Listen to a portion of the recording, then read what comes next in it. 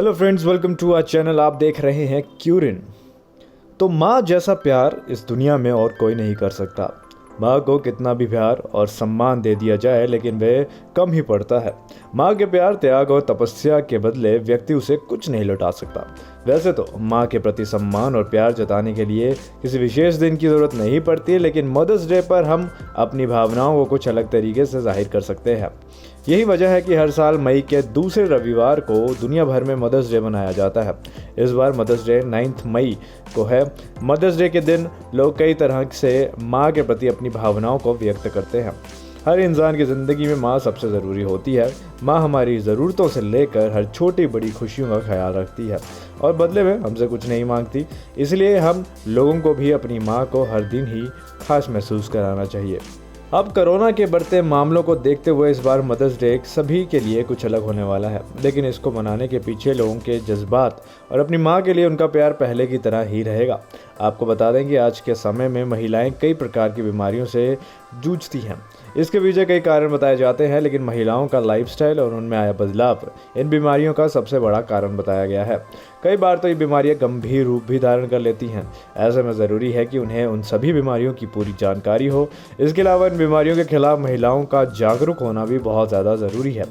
तो आइए mother's day के इस मौके पर जानते हैं ऐसी कुछ बीमारियों के बारे में जो महिलाओं को अक्सर होती है और वह इसे नज़रअंदाज करती हैं, जिसके चलते वो बीमार ज़्यादा हो जाती है और गंभीर रूप भी धारण कर लेती हैं।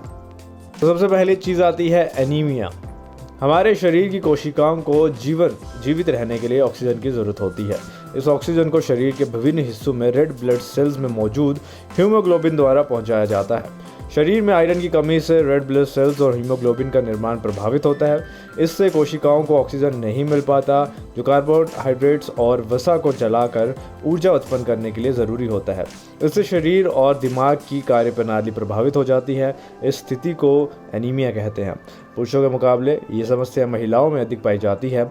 हमारे देश में ज़्यादातर महिलाएं एनीमिया से ग्रसित होती हैं। अगली चीज़ आती है ब्रेस्ट कैंसर। भारत में महिला ब्रेस्ट कैंसर के मरीजों की संख्या काफ़ी अधिक है। ज़्यादातर शहरी महिलाओं में ब्रेस्ट कैंसर के मामले देखे गए हैं। ब्रेस्ट शरीर का एक अहम हिस्सा है। ब्रेस्ट टिश्यू के माध्यम से दूध बनता है। ये टिश्यू डक्ट के जरिए निप्पल से जुड़े हुए होते हैं। इसके अलावा इसके चारों ओर कुछ अन्य टिश्यू, फाइबर, फैट और नर्व्स और रक्त कोशिकाएं और कुछ लिम्फेटिक चैनल होते हैं जो ब्रेस्ट की संरचना को पूरा करते हैं। आपको बता दें कि ज़्यादातर ब्रेस्ट कैंसर डक्ट में छोटे कैल्शिफिकेशन के जमने से या रक्त में टिश्यू में छोटी गांठ बनने से होते हैं। इसके बाद ये बढ़कर कैंसर में ढलने लगते हैं। इसका प्रसार लिम्फोटिक चैनल या रक्त प्रवाह के जरिए अन्य अंगों की ओर भी हो सकता है। अगली बीमारी आती है urinary tract infection. Urinary tract infection महिलाओं में होने वाली बहुत आम बीमारी है। महिलाओं के शरीर में ये संक्रमण तेज़ी से फैल जाता है। यूटीआई तब होता है जब बैक्टीरिया या फंगस पाचन तंत्र के से निकलकर यूरिन वाले हिस्से में पहुंच जाती है और तेज़ी से बढ़ने लगती है। अगर संक्रमण को लंबे समय तक अनदेखा किया जाए तो ये बैक्टीरिया ब्लैडर और किडनी तक भी पहुंच जाता है और उन्हें नुकसान पहुंचाता है। अगली आती है एंडोमेट्रियोसिस।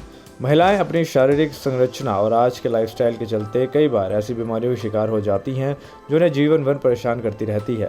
एंडोमेट्रियोसिस एक ऐसी बीमारी है। ये एक तरह का ट्यूमर होता है जिसमें ट्यूब्स के आसपास की कोशिकाएं सेल्स की तरह का व्यवहार करने लगती हैं और शरीर के दूसरे हिस्सों में फैलने लगती हैं।